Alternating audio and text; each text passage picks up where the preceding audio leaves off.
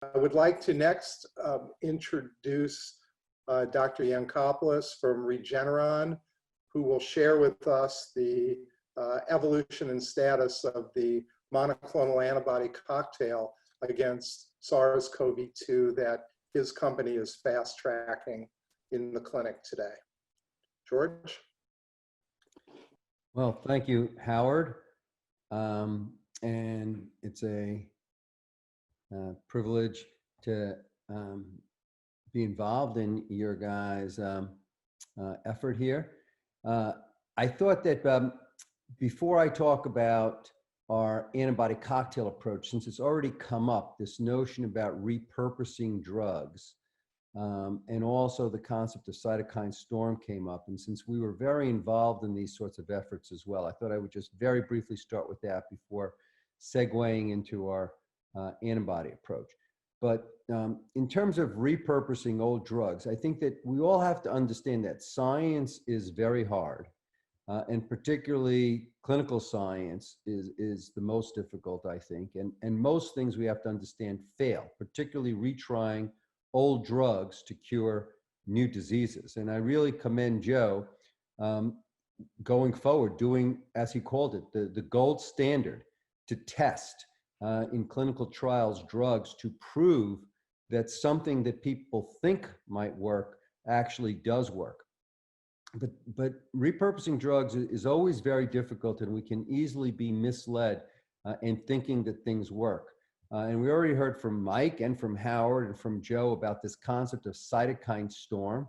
And Joe mentioned that he actually thought, as did many, many others, that anti-IL-6 drugs that work in cytokine storm in another setting might actually be working in COVID-19 patients, and particularly in the most severely ill, those on ventilators and so forth.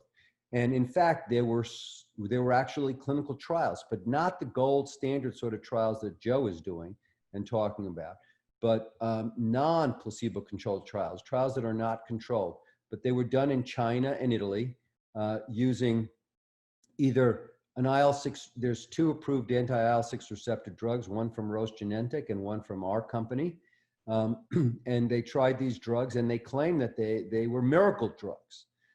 We realized how important this possibility was, that there was an existing drug or 2 existing drugs against cytokine storm that might actually help COVID-19 patients. So very early on, our organization immediately committed to testing our anti-IL-6 receptor blocker. We committed hundreds of millions of dollars, and we did actually the first rigorous gold standard phase 3 trial in COVID-19. And we actually showed that blocking cytokine storm with these IL-6 receptor inhibitors did not provide profound benefit.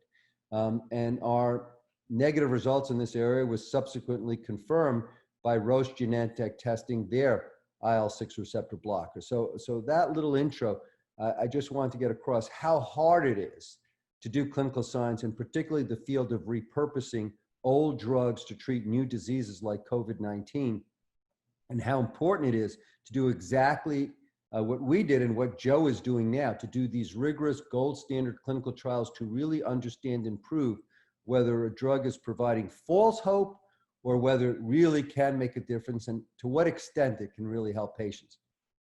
Now, moving on to what we're calling our antibody cocktail approach.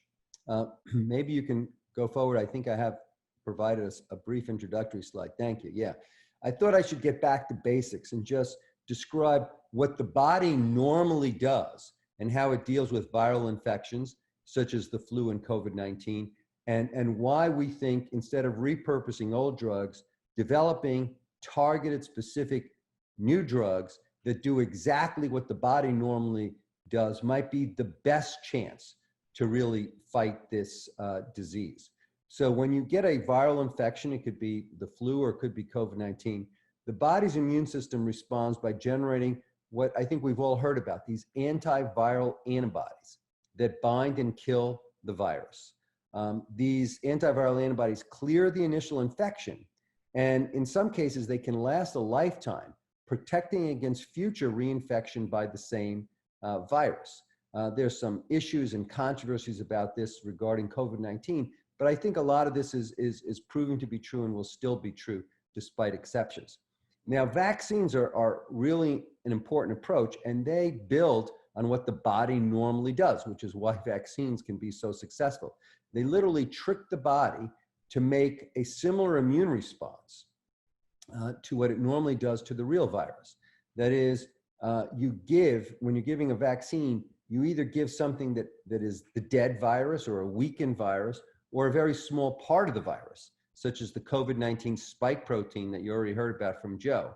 And when you give this vaccine, you're trying to elicit long-lasting antiviral antibodies to protect against the infection that you've artificially raised by tricking the virus using this vaccine approach. And you'll hear a lot more about the vaccine approach from Tal shortly. Now, some vaccines work really almost perfectly. They can protect 100% of the people and can last a lifetime, such as the measles vaccines. Some do much worse and can only protect a fraction of the patients and only last a short time. And one of the big issues and problems and challenges with vaccines is that some of the highest risk individuals, that is the elderly and the immunocompromised, those are the people who often don't mount their own immune response in response to vaccines very well. They don't respond to the virus very well, which is probably why they get so sick and they have such a higher risk of death. So those very people who don't respond to the virus and attack it very well often don't respond to a vaccine. Now, we all, I think society, we desperately all understand we need a vaccine, and we're all hoping that the Moderna efforts or efforts at other places really produce really useful and protective vaccines. But even if they do, we may still need to protect those who do not respond well to the vaccine, such as the elderly or the immunocompromised, or to actually treat those who are already infected. So no matter what we do, this scourge of this virus is going to continue, and there's going to be people who are not going to have access to the vaccine. They're not going to take the vaccine. There's still, for the foreseeable future, unfortunately, probably going to be a lot of people who are going to already be getting infected and already sick. And once you're already infected, it's too late to take a vaccine. You have to take the vaccine weeks in advance of when you would be challenged with the virus. So what can you do? Well, at Regeneron, over the last several decades, we've pioneered making fully human antibodies and antibody-like drugs outside of the human body. That is, we can grow them in large bioreactors, and we can highly purify them, and we can give them back as a new class of biologic medicines. And some of our drugs that we developed this way to treat diseases ranging from blindness to asthma to heart disease to cancer have been some of the most important biologic drugs that have been approved over the last 10 years, from Eylea to Dupixent and others. So we recently took this approach of being able to make fully human antibodies outside of the body and applied them to viral infections, and we started with Ebola. Now, so what we do is we essentially create anti-Ebola antibodies, or in the case of COVID-19, anti-COVID antibodies, grow them up, highly purify them, and we give them back to patients. And unlike vaccines, when you inject these into patients, they provide immediate protection. It's like having taken or already been vaccinated, but with the most effective possible vaccine. We can generate, or we can give antibodies to levels that are thousands of those that the body can normally generate on its own in response to the virus or to a vaccine. And so the hope is, by giving these very high concentrations of antiviral antibodies, you can not only prevent infection like a vaccine, but they can also be used to treat already infected individuals.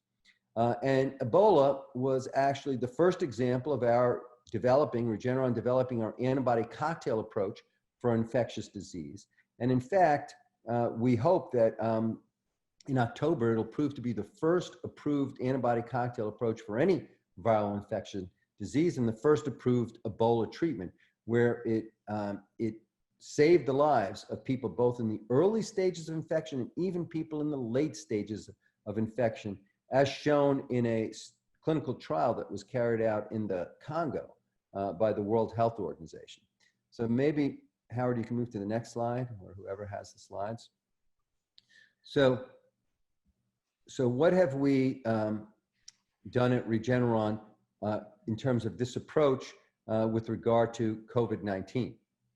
So basically, we used exactly the same technologies that we used to create our antibody cocktail against Ebola, which we did in 9 months, going from an initiation to clinical trials. Well, we use the same exact technologies to create a COVID-19 antibody cocktail. We started in January, and in the beginning of June, we were in clinical trials. We selected our antibodies from a very large collection of antibodies, and we believe we selected the most potent antibodies available. And our antibodies, we've tested them when we use ones that are active against all naturally occurring viral mutants described to date, because we do believe that viral escape and mutation is a very important issue. Now, in terms of viral escape, what we actually showed in a major paper that we published in Science, which has now been confirmed by subsequent labs, that individual antibodies as treatments are not enough. You get very rapidly, you get viral escape mutants to single antibodies tested. So that's why we chose to develop an antibody cocktail consisting of 2 antibodies. The graphic on the right shows in blue the spike protein, or at least the tip of the spike protein, which binds to the ACE2 receptor that Joe already described. And in green and in yellow are our 2 antibodies that, as you can see, are literally covering the top of the spike protein and preventing it from having any ability to bind to the ACE2 receptor. This notion of using cocktails, combinations, is really based on the fundamental realization that was made back in the days of HIV, and it's been subsequently shown to be true for other viruses, that combination drug therapies can prevent viral drug resistance by requiring simultaneous mutation at multiple genetic positions. And we reasoned and have now proven rigorously that the same occurs when you're using antibodies and you need multiple antibodies. So our antibody cocktail, we've shown, potently prevents infection in non-human primates, can result in what they call sterile immunity, and can likewise also treat infection in non-human primates that have already been infected. So obviously, as I said, I think we need the whole ecosystem. We need all the efforts that are going on. We need to continue to test repurposing of drugs, even though the anti-IL-6 approach has not proven effective. Hopefully Camostat or other approaches that are going to be testing older drugs might work. We're going to need vaccines to create as widespread herd immunity as we can, but we're also going to need drugs that are targeted against the virus that can all provide immediate protection and also treat those who are already sick. So we have multiple clinical trials ongoing with our antibody cocktail, both for prophylaxis or prevention and also for treatment. Our treatment studies include both outpatients, those that Joe described, those that are in the early stages of infection that we're hoping to prevent from getting seriously ill, but we're also trying the sickest patients in separate clinical trials, those that are in a hospital and on ventilators and have little hope. Our efforts, of course, are all supported and being done in collaboration with BARDA, the Department of Defense, the National Institute of Allergy and Immunological Disease, and we recently announced a major partnership with Roche Genentech. One critical thing about these antibody approaches is that they are much harder to make, these antibodies, than, for example, vaccines. It's another reason we need vaccines. You can give them much more broadly to many more people. But these antibody approaches, as I said, can be very complementary, can work where the vaccines have failed, but they're much harder to make. It's harder to treat as many people as you would want. And we're very impressed that Roche Genentech, which did not have this sort of effort on their own, realized or decided that we had the most promising antibody cocktail approach out there, and they decided to partner with us. And because they, like us, are a very large biomanufacturer, together we've tripled or quadrupled the ability to provide, or hopefully to provide this, if it ends up being effective, to the patients who'll need it, by dramatically increasing the manufacturing capacity of the effort through this collaboration with Roche Genentech. So that, in summary, is where we stand and what we're doing with our antibody cocktail approach.